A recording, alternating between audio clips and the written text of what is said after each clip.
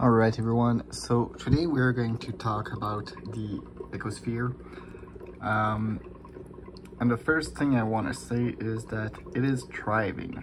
So right here we have one of the shrimps that I was talking about in the previous video. And those shrimps are the main cleanup crew as well as the main inhabitant of the ecosphere. They're extremely quick when they want to be, and they hide most of the time, but when they are active they are very interesting. Another thing I wanted to show to you all is this right here. So this little like spot of goo flowing right here is actually egg snails. So there is a lot of small snails growing a little bit everywhere in the ecosphere. You can see one, yeah, right here, this. So many small snail just growing and cleaning up the algae on the glass. I'm actually very surprised of the cleanness of the water and the glass. As you can see, I light it up with this little lamp. And so yesterday we lost electricity and I wasn't at home, so I was afraid that maybe the fish and or this jar would have died out, I guess. But apparently the ecosystem is strong enough to support lack of movement for a few days. But as you can see, we obviously have this little makeshift filter, so nothing really crazy, just a sponge and some air bubble, creating a nice little natural filtration. Other than that, we have this weird plant. I do believe it is like a terrestrial plant that is growing underwater. I'm not sure how long it's going to survive, but I figured out it was pretty cool. And the main plants in here are also doing very well. We have a little worm in the middle of the screen, right here.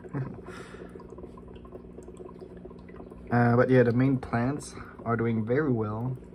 If I can find some new roots, not roots, but new head of the plant. So right here, we have some new growth from this big plant over here. The Java fern also seems to be doing relatively well. Not really attacked by the creatures in here. This weird moss is also doing fairly well. I believe it is being eaten though by some of the snails and stuff, but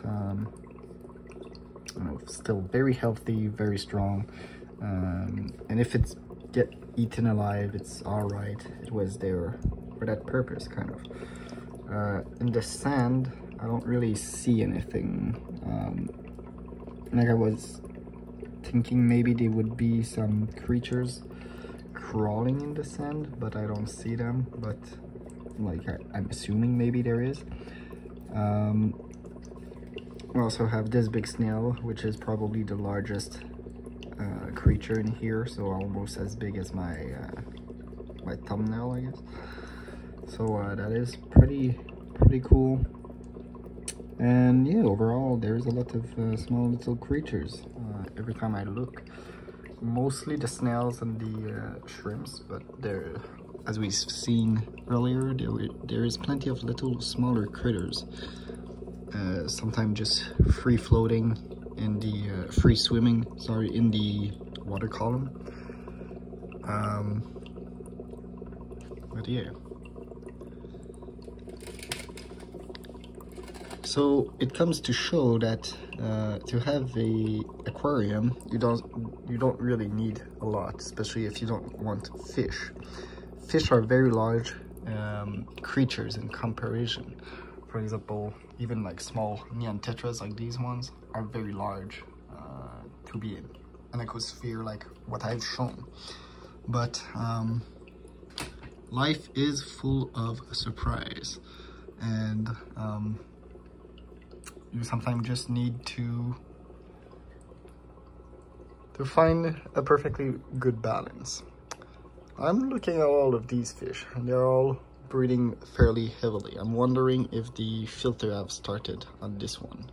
I know for sure the heater is working, but there doesn't seem to be any water movement, so I will check that out pretty soon. But for now, thanks for watching, and I will see you all pretty soon in the next one. Goodbye.